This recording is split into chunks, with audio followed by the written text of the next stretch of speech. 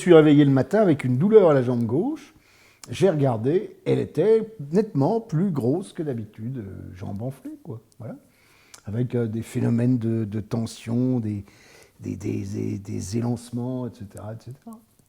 C'est pas une douleur extraordinairement insupportable, hein. Ça fait mal, mais sans plus, quoi. Christian s'est réveillé un matin avec une phlébite à la jambe gauche. À l'époque, il fumait beaucoup et pensait que le tabac avait bouché ses artères et il n'a rien fait. Du moins au début. La phlébite, c'est une maladie des veines. Mais j'ai cru que c'était une maladie des artères qui se bouchaient à cause du tabac. Et donc ça m'a terrorisé, ça, et j'ai rien fait.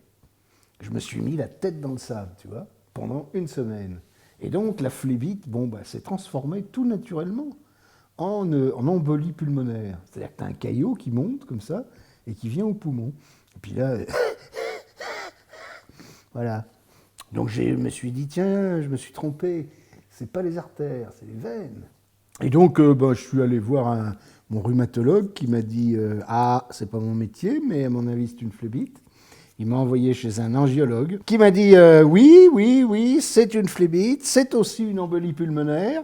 Et ce qui m'étonne, c'est que vous ne soyez pas mort. Ah, bon. Et vous êtes venu comment? Eh bien, en scout. Eh bien, je vous interdis de remonter dessus.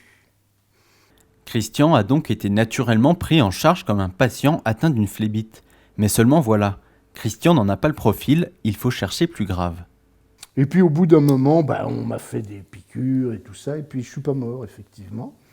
Et puis ça s'est passé, puis voilà. Sauf que je suis retourné voir mon rhumatologue, qui est un excellent médecin, d'ailleurs je lui ai écrit une lettre, qui m'a dit, monsieur Guillermet, vous avez une phlébite. Le problème, c'est que vous n'avez pas du tout le profil de l'individu qui fait une phlébite. C'est généralement des femmes, c'est pas votre cas. Des vieux, c'est pas votre cas non plus. Et des gros, c'est pas votre cas non plus. Et des gens qui ne bougent jamais, qui ne s'agitent pas, qui mangent des cochonneries à longueur de journée. Donc, c'est pas votre cas. Oui, et alors? Eh bien alors, monsieur Guillermet, il faudrait peut-être penser que vous avez le cancer du poumon, car c'est un des symptômes. Et ça s'invente pas. Mais bon, ça fait son effet quand même, hein. Je me souviens toujours de lui, il était assis sur son bureau pour me dire ça. Ah bon. Donc, si vous voulez bien, monsieur Guillermet, vous faites ce que vous voulez. À votre place, j'enquêterai là-dessus. Hein, radio, scanner, tout le bordel. Et cet homme qui avait reçu une formation médicale, c'est dingue. Mais il avait raison. Après être passé entre les mains de plusieurs médecins, un seul a émis cette hypothèse qui s'est avérée être la bonne. Alors faut-il remettre en cause le système? Donc là, c'est pas une question de système, hein.